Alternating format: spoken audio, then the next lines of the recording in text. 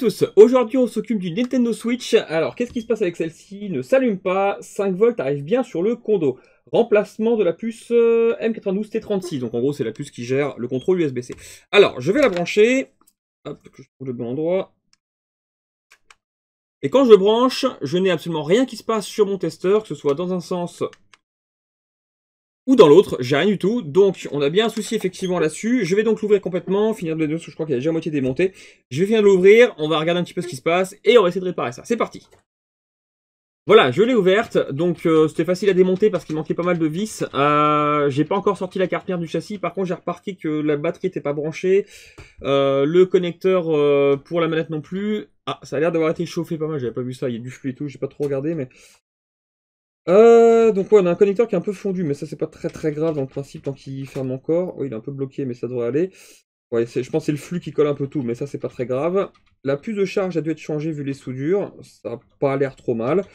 Le connecteur de charge aussi a été changé, mais ça m'a pas l'air mal non plus. Les soudures sont plutôt propres, à part quelques petites poussières, mais c'est pas ça qui empêcherait un problème de charge. Ah, on a un petit composant là qui a été un peu revu aussi, je pense, mais là c'est pas terrible. On a des bonnes structures de soudure, mais il n'y a pas de pont de soudure, donc c'est pas trop grave. Ah, alors ça c'est plus grave. Alors je sais pas, oui, ça se voit quand même plutôt bien. Donc on voit qu'effectivement la fameuse MP92T elle a été changée, mais elle est complètement en biais, elle n'est pas du tout soudée correctement. Je pense que là on a des problèmes de soudure ici, peut-être ça va pas être bien soudé du tout. Il est même possible que la masse qui est au centre de la puce touche carrément toutes les pattes qui sont ici. Donc là, c'est très mal soudé. On va donc essayer de remettre ça en place. On va tester voir si la puce est bonne aussi, bien sûr. Et on va voir du coup si on a du mieux. Donc je vais commencer par démonter la carte mère complètement. On va revoir les soudures qui vont pas, ainsi que surtout cette fameuse puce qui est vraiment pas bien mise du tout. Donc là, forcément, ça pourra que empêcher le fonctionnement. Donc je vais la remettre en place et on va déjà refaire le diagnostic, parce que là je crois que c'est le client qui a essayé de la changer. On va déjà essayer de régler tous les petits soucis qui ont été tentés par le client pour arriver au problème initial, et ensuite on va essayer de réparer. Allez, c'est parti, on fait ça. Voilà, cette fois-ci j'ai bien tout démonté. Alors on va faire un petit check-up quand même complet de la carte mère. Donc comme je montrais, il y a tout ça qui a été un peu touché, c'est un peu sale de flux, mais c'est pas très grave. Il y a ça qui est à revoir, la petite puce là forcément est à ressouder complètement. Je vais en profiter pour jeter un petit coup d'œil partout ailleurs. Bon, il y a des résidus de pâte thermique, mais c'est pas gênant non plus. Là, tout va bien. Regarde, parce que comme on voit que ça a été pas mal touché quand même, je veux pas qu'il y ait de surprise, on va dire. Là, ça paraît pas mal. Je vais la retourner, on va faire le topo. De ce côté-là, ça paraît pas mal. Ouais, non, ça va. Là, c'est de la saleté, donc tout va bien. Ouais, il y a des traces de flux par là, mais c'était ça va couler de l'autre côté, je pense. Si ça a l'air d'aller aussi, pas de soucis. Oh là, ça doit être touché. Alors, je sais pas si ça a été touché. Oui, si, je pense que ça a été touché à cause du connecteur. C'est pour ça qu'on a des traces de flux. La puce n'a pas l'air d'avoir été touchée, c'est pas mal. Bon, là, c'est très sale, mais pas grave. La puce audio. Hop, qu'est-ce que c'est que ça? Qu'est-ce que c'est que ça? On a un condensateur ici qui a été dessoudé, ressoudé ou changé. J'ai l'impression qu'on a des grosses boules d'étain ici, là, ça se voit bien. Et ce qui m'inquiète encore un peu plus, c'est une bobine là qui est complètement cassée. Ainsi que la puce là qui a été peut-être changée ou touchée, parce qu'on voit que des deux côtés, en fait, il manque un marquage, comme si des petites bruxelles, des petites pinces l'avaient attrapé de chaque côté, là et là, en fait. Ici, tac, on voit bien les traces. Donc en tout cas, elle a pas mal été touchée quand même, cette petite console. Mais bon, on va quand même essayer de la remettre en route. On va vraiment commencer par le départ, le plus important, à savoir cette puce-là qu'il faut vraiment remettre correctement en place. Et on va voir si on a du mieux, et ensuite on verra pour la suite s'il faut faire encore quelques petites réparations. Alors c'est parti, je vais revoir ça tout de suite. Je vais la remettre en place déjà, on va espérer qu'elle est encore bonne cette petite puce là, on verra, peut-être qu'elle est cramée, hein, parce que vu comment elle est mise en biais, ça se trouve, ça l'a brûlé quand le client essaie de la brancher, ou même moi, ou même les deux, enfin bref, là, vu l'état, c'est pas grave. Si besoin, je la changerai. Hop, je vais revoir ça tout de suite. Et on va voir ce que nous raconte.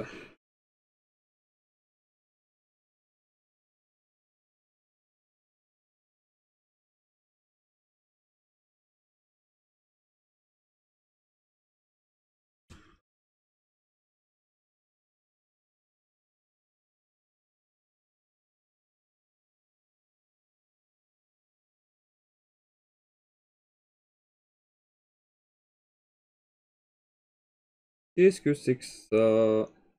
On a de l'étain qui a carrément débordé sur les côtés, bah, ça paraît logique vu qu'elle était de biais. Alors je vais vous expliquer un peu. Voilà, en fait on a On a un gros angle d'étain qui est en trop en fait sur les bords là. Ici, là, ça me plaît pas du tout, donc ça je vais retirer parce qu'il y en a trop. Je vais essayer de faire en sorte de ramener cet étain au centre. Et je vais enlever avec la tresse parce qu'il y a beaucoup d'étain. Là, si je repose la puce, j'ai peur que ça fasse un peu dôme et que ça écrase et que ça déborde sur les côtés, que ça fasse des courts-circuits justement. Donc on va en enlever parce que là c'est un peu trop.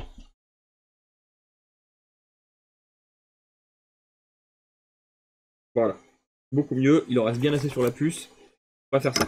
Allez, on continue, je la repose. On va voir, encore une fois elle était bien claquée. J'en suis pas sûr. Je vais peut-être revoir les pads aussi directement sur la puce parce que là tous les pads sont relativement oxydés. Là on voit bien que c'est gris sur la puce. Je vais essayer de vous mettre mieux que ça parce que là c'est pas terrible, j'ai beaucoup de lumière qui fait surbrillance. Mais en gros, au niveau de la puce, si je vous la mets en biais, vous allez voir tout de suite, on a en haut l'étain qui est très brillant et en bas et sur le côté gauche du coup, c'est gris en fait, c'est très oxydé. Donc là il faut vraiment revoir ça pour que la soudure prenne bien, sinon je vais essayer de la souder mais il va rien se passer de bon. Donc on va voir ça tout de suite, c'est pas bien grave, dans ces cas-là il faut que je passe un petit coup de fer pour faire en sorte que les soudures se remettent bien propres à briller. En fait on revoit les pads tout simplement. Voilà, là c'est bon. Et on fait pareil de l'autre côté qui était un peu foncé. Parfait.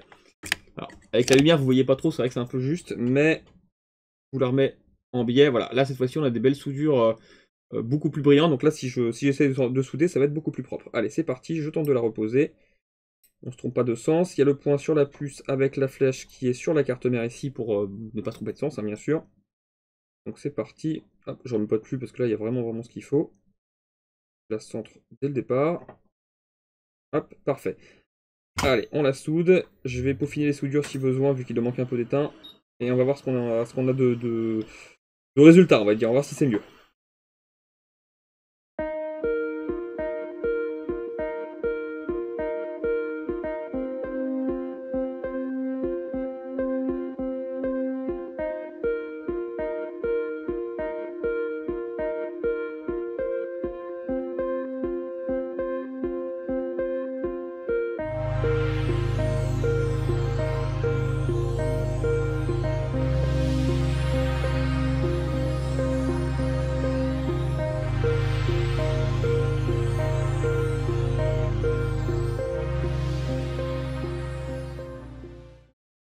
Voilà, j'ai donc fini de ressouder le composant proprement, il n'y a pas de souci. Alors je vais tester rapidement avec mon multimètre pour voir si j'ai une meilleure valeur déjà, si déjà j'ai une valeur.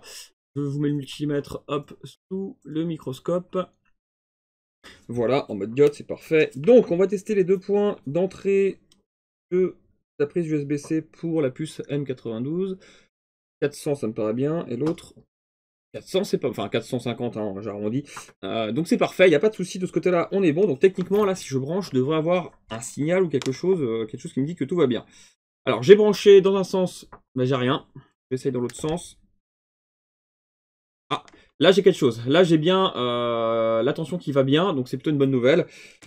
Par contre que dans un sens. Alors, il est possible que le problème vienne du connecteur USB-C, comme il a été revu, peut-être qu'une soudure n'est pas propre en dessous, ou un pad arraché, ou quelque chose comme ça. Ce que je vais faire déjà, je voudrais m'assurer que la console démarre, au moins, parce que ça se trouve, il y a plein d'autres problèmes. Dans ce cas, j'appellerai le client pour lui dire, attention, il y a ça, ou ça, ou ça. Donc je vais la remettre rapidement en châssis, je vais voir si j'ai au moins un affichage, si elle charge un peu au moins dans un sens, et si ça va, eh bien je continue et je fais le changement du connecteur, ou en tout cas je cherche d'où ça vient. Allez, on remet en châssis, on fait un test et on voit. J'ai donc rebranché rapidement la carte mère. Alors, il y a une consommation qui n'est pas anormale, elle est bien parce que ça charge la batterie. Par contre, je n'ai rien à l'écran. Et j'ai remarqué autre chose par contre qui me plaît pas, c'est que lorsque je débranche la batterie, je vais vous faire ça tout de suite. Et c'est ce que j'ai eu tout à l'heure, mais j'ai pas vraiment fait attention parce que vu l'état de la carte mère, j'ai pas trop fait gaffe. Quand je branche, donc là j'ai débranché la batterie.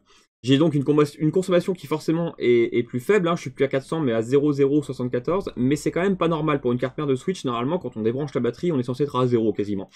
Donc là, j'ai une surconsommation quelque part. Et quand j'ai vu tout à l'heure l'état de la petite bobine et des condensateurs qui ont été touchés, je me demande si on n'a pas un problème de ce côté-là. Donc je vais redémonter la carte mère.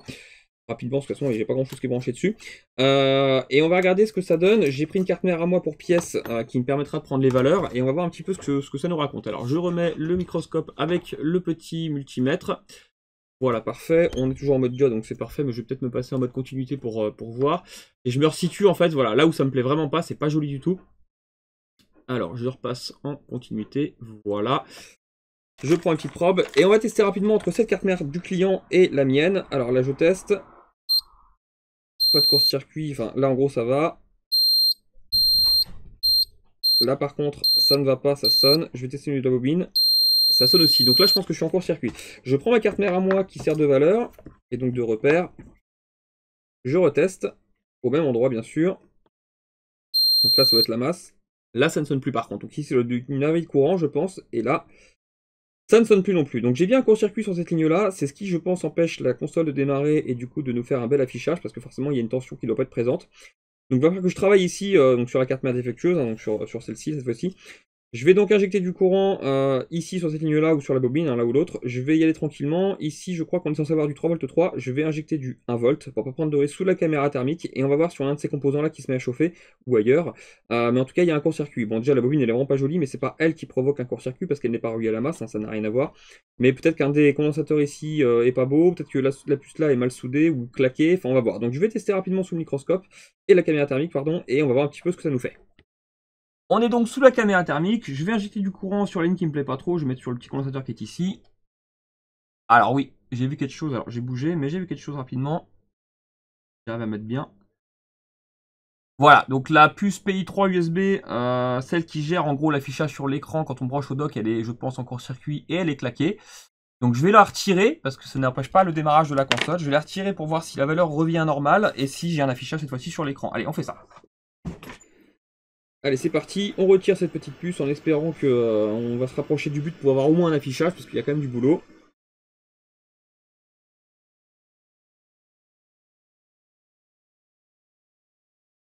Parfait, je retente au multimètre pour voir si j'ai du mieux. On va y croire.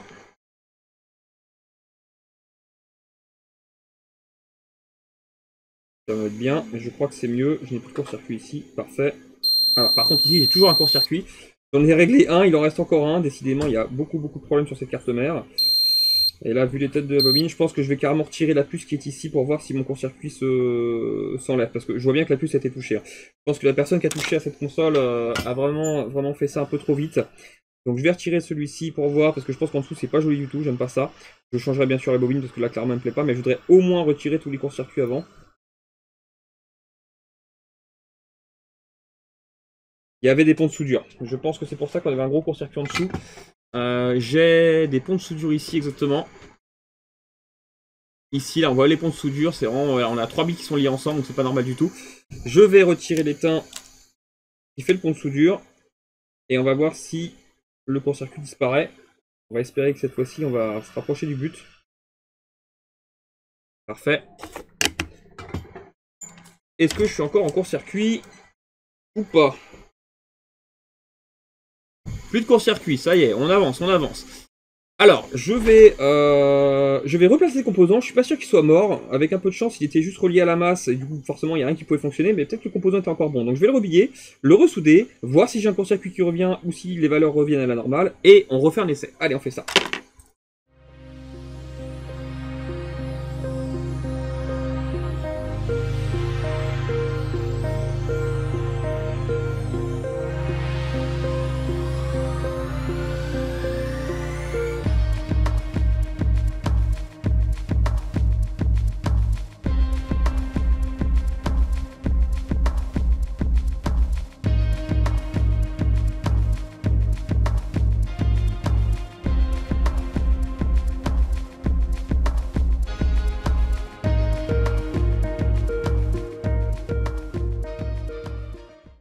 Voilà, c'est tout bon. J'ai ressoudé le composant. Je teste. J'ai plus de court-circuit. Donc là, techniquement, on a, je pense pour l'instant, plus de court-circuit sur la console. Je vais donc rebrancher rapidement mon petit testeur sur la carte mère. On va voir si j'ai une consommation qui est toujours aussi élevée que tout à l'heure ou si cette fois-ci j'ai du mieux. J'ai du mieux, j'ai quelque chose qui me paraît plus correct, on va dire. Bon, dans un sens seulement, dans l'autre ça ne fonctionne toujours pas, mais c'est pas grave. Je vais donc remettre la carte mère dans le châssis pour faire un essai. Voilà, j'ai remis rapidement, comme toujours, la carte mère dans le châssis. Je branche dans ce sens... bah là, du coup, côté écran, est-ce que je pourrais avoir les deux? Alors non, oui. Bon, je rebranche dans ce sens-là, mais c'est pas grave. On n'aura pas les fiches de mon testeur, mais c'est pas grave. Est-ce que j'ai quelque chose ou pas? Oui, j'ai le petit logo, hop, de charge à côté. Il s'est éteint, je pense qu'elle va s'allumer. Oui, c'est cool, elle s'allume, donc c'est parfait. J'attends qu'elle aille jusqu'au bureau. Et on a un bon démarrage. Super. Bon, alors, il reste encore du travail. Là, en gros, j'en suis uniquement, si je peux dire ça, à la réparation, on va dire, de la console qui s'allume. Ça, c'est bien. Mais maintenant, je dois faire en sorte que ça charge des deux sens. Donc là, c'est le connecteur, je pense, qui était à revoir. Je dois ressouder une puce PI3 USB pour pouvoir brancher le dock sur la télé. Et je dois revoir forcément toutes les soudures qui sont pas super jolies. Donc c'est parti. Je vais commencer par le connecteur pour faire en sorte qu'elle charge dans les deux sens. C'est très important, je trouve, pour moi. Et puis on reverra au fur et à mesure toutes les choses qui vont pas. Allez, c'est parti. Je redémonte et on s'occupe de ça.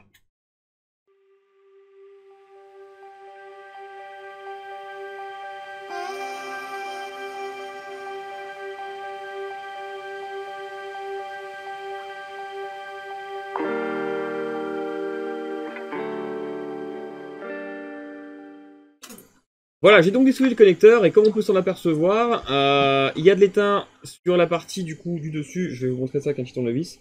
Ici, on voit bien qu'il y avait de l'étain, mais ici, en fait, il n'y a rien du tout. Donc, en fait, il n'est pas bien soudé du tout. Ce qui explique pourquoi, en fait, la console chargeait dans un sens, mais pas dans l'autre. Ça explique aussi que le connecteur doit être en bon état, donc je vais pouvoir le reposer, il n'y a pas de problème. Je vais juste étamer un peu mieux les pads, et techniquement, on devrait avoir une charge correcte dans les deux sens. Alors, c'est parti, je vais commencer par ça, et puis on va voir pour le reste après. Alors, j'ai vu aussi en même temps qu'on a chauffé que le shield avait été tordu pas mal, il avait dû être retiré. Je le redresserai vers la fin, mais il y a quand même pas mal de dégâts sur cette console, hein. Je pense qu'elle n'aurait pas demandé autant. Mais bon, on va essayer de réparer tout ce qu'on peut pour faire en sorte que tout fonctionne sur la fin. Ouais, voilà, il y a beaucoup d'étain sur la première rangée de charge, mais quasiment pas d'étain sur la seconde. Donc effectivement, je pense que là, il y a eu un petit manquement de soudure, mais c'est pas très grave. On va corriger ça. Je vais m'occuper de tout ça et on va faire en sorte que ça reporte bien.